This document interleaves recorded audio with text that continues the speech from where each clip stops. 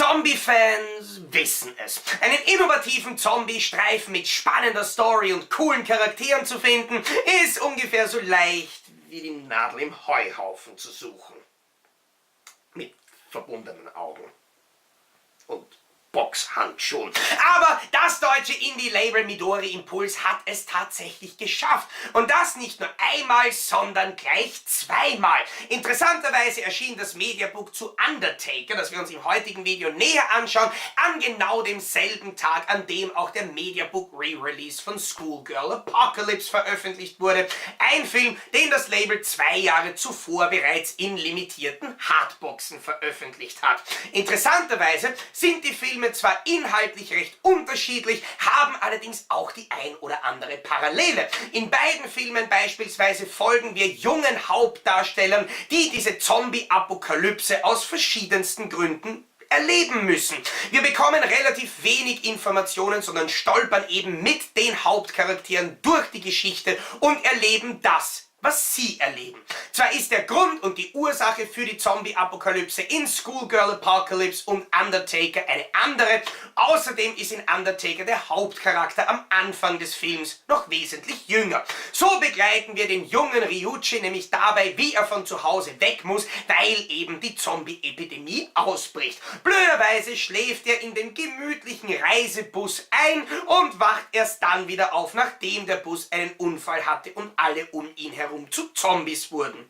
Ups. Später dann, als er eben Erwachsener ist, hat er eine neue Aufgabe. Er übernimmt nämlich die Rolle des Undertakers. Mit einer Hammerhai-Schaufel bewaffnet geht er durch die Lande und erlöst quasi zombifizierte Verwandte. Das ist eine relativ spannende Aufarbeitung und interessante Thematik, die der Regisseur Naoyoshi Kawamatsu da in den Film integriert hat. Der Grund, warum die Leute nämlich wollen, dass der Undertaker ihre Verwandten erlöst und quasi von ihrer Zombifizierung befreit, ist eigentlich gar nicht um den anderen zu nützen. Es ist wieder einmal so, um sich selber zu nützen, damit man selber nicht mitkriegt, wie schlecht's eigentlich gerade rennt. Damit könnte man sogar sagen, dass dieser Film 2012, übrigens auch ein Jahr nach Schoolgirl Apocalypse entstanden, ein bisschen auf die kurze Zeit zuvor ereignete Fukushima-Katastrophe anspielen möchte.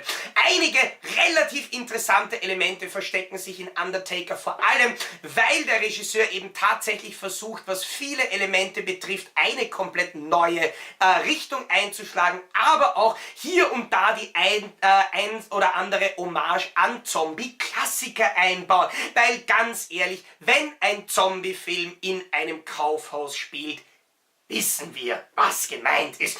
Aber auch so sind eben gewisse Elemente wie Gier bzw. die Vermenschlichung der Zombies und die Zombifizierung der Menschen nicht nur auf der tatsächlich dargestellten, sondern auch auf der Metaebene, wie auch in den großen Zombie-Filmen von George Romero, hier ebenfalls ein Thema. Und wir merken, dass Kawamatsu ein großer Horrorfan ist, weil er im Bonusmaterial von diesem Mediabook sogar noch sagt, dass er, um den Low-Budget-Streifen Undertaker realisieren zu können, tatsächlich einen großen Teil seiner 5000 Titel umfassenden Horrorfilmsammlung verkaufen musste. Autsch.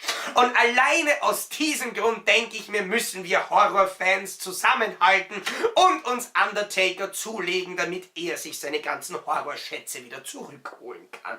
Aber ob sich das Ganze für euch auch wirklich lohnt, möchte ich in der heutigen Ausgabe von Playzockers DVD-Check klären, wenn wir gemeinsam einen umfangreichen Blick auf das limitierte deutsche DVD-Mediabook zu Undertaker werfen.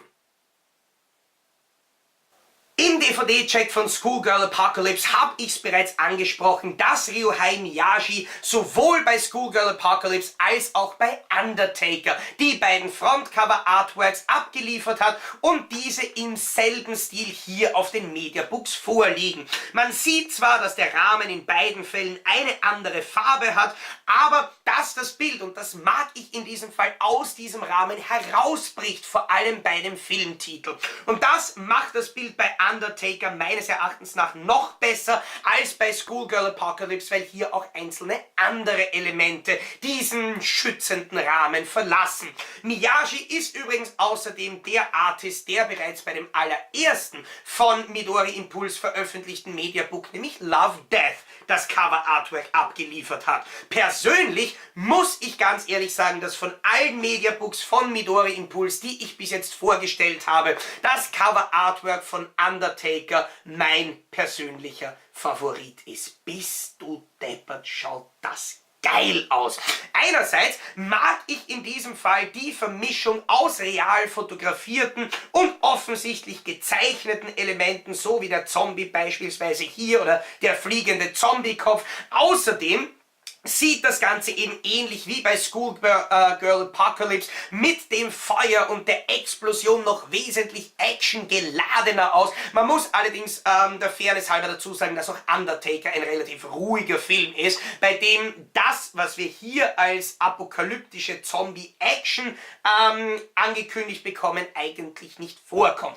Trotzdem ist dieses Bild hervorragend, vor allem weil, was mir in dem Fall auch gut gefällt, ist, dass die beiden Ryuchis, der Junge auf der linken, der ältere auf der rechten Seite, nebeneinander auf dem Frontcover abgebildet sind. Auch natürlich die Hammer-High-Schaufel einen Platz bekommt. Hier ist irgendwie noch mehr los als auf dem Cover von Schoolgirl Apocalypse. Das Ganze sieht noch reißerischer, noch actionreicher und einfach noch cooler aus. Schauen wir jetzt einmal auf den Spine, wo wir mittlerweile die Rückennummer 8 haben und natürlich wie von Midori Impulse gewohnt die entsprechenden Bildelemente. Hier passen die 4 Mediabooks, die wir uns bis jetzt angeschaut haben, wirklich hervorragend nebeneinander ins Regal. Und wer mich kennt, weiß, dass ich auf das wirklich Wert lege.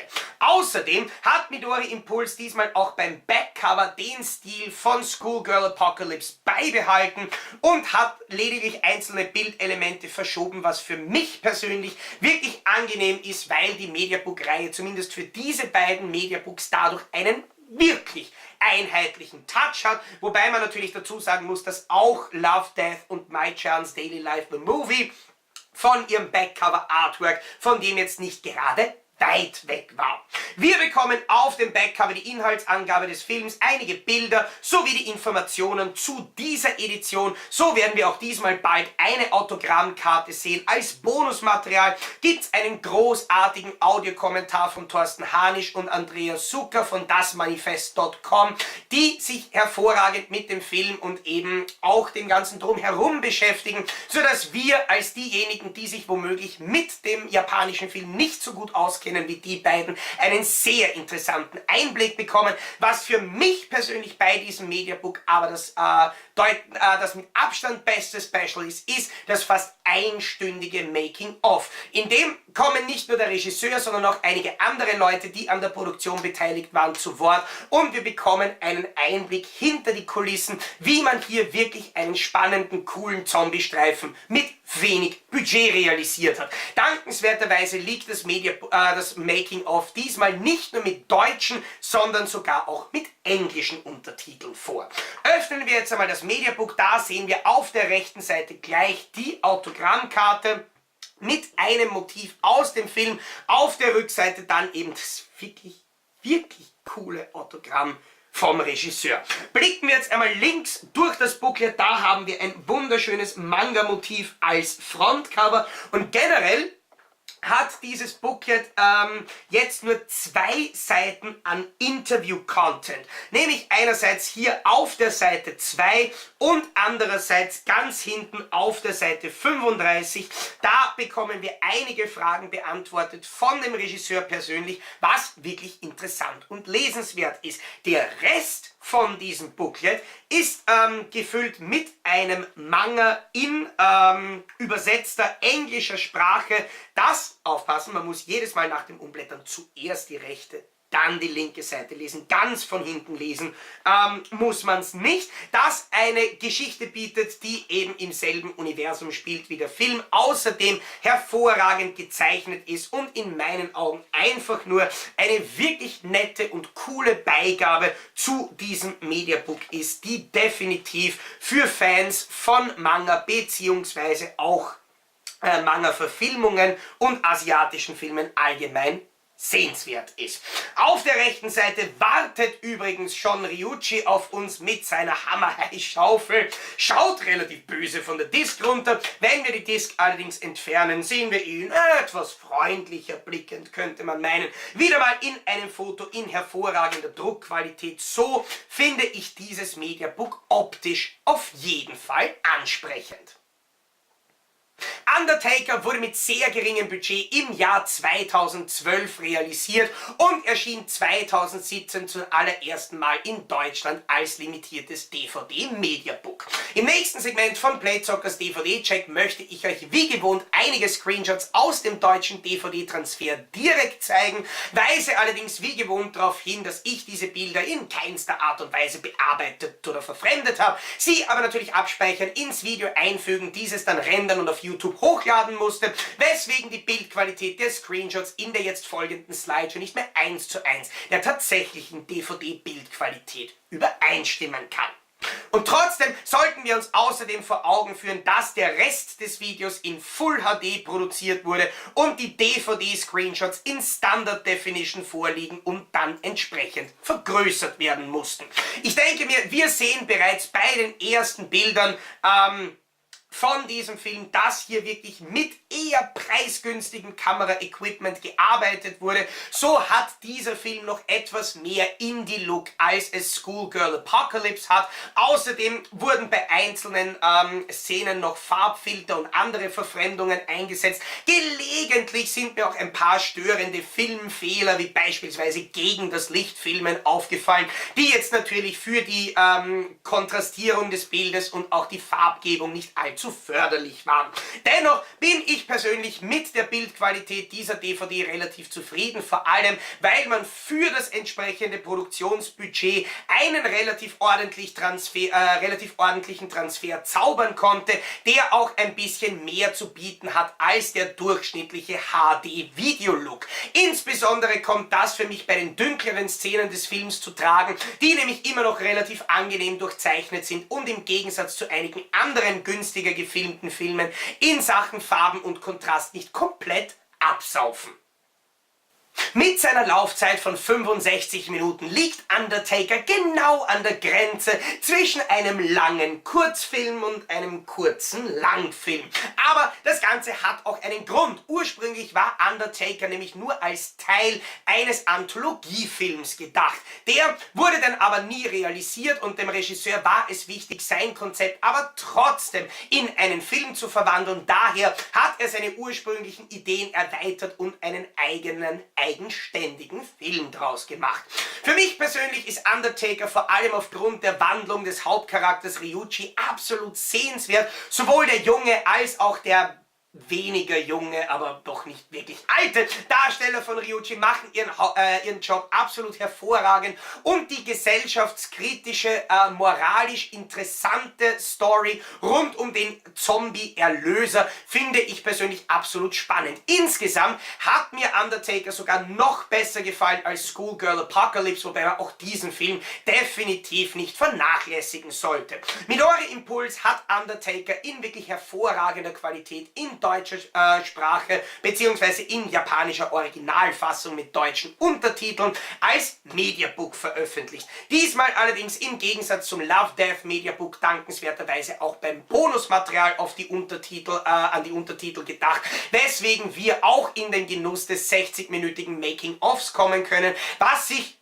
in diesem Fall meines Erachtens nach auf jeden Fall auszahlt, da der Regisseur und andere Leute, die an der Produktion des Films beteiligt waren, einige wirklich interessante Details preisgeben können.